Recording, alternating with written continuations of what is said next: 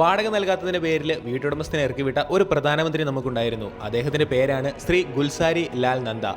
1964 നെഹ്റു അന്തരിച്ചതിന് ശേഷവും 66 ലാൽ ബഹദൂർ ശാസ്ത്രിയുടെ മരണശേഷവും നന്ദ ഇടക്കാല പ്രധാനമന്ത്രിയായിരുന്നു. 1937 അദ്ദേഹം ബോംബെ നിയമനിർമ്മാണ സഭയിലേക്ക് തിരഞ്ഞെടുക്കപ്പെട്ടു. 37 മുതൽ 39 വരെ ബോംബെ ഗവൺമെന്റിന്റെ പാർലമെന്ററി സെക്രട്ടറിയായി പ്രവർത്തിച്ചു. പിന്നീട് 46-50 കാലഘട്ടത്തിൽ ബോംബെ ഗവൺമെന്റിൽ തൊഴിൽ മന്ത്രിപദം ലഭിച്ചപ്പോഴാണ് തൊഴിൽ തർക്ക ബിൽ നിയമസഭയിൽ അവതരിപ്പിച്ചത്. 1950 മാർച്ചിൽ പ്ലാനിംഗ് കമ്മീഷന്റെ വൈസ് ചെയർമാനായി, അടുത്ത സെപ്റ്റംബറിൽ കേന്ദ്ര ആസൂത്രണ മന്ത്രിയായി നിയമിതനായി.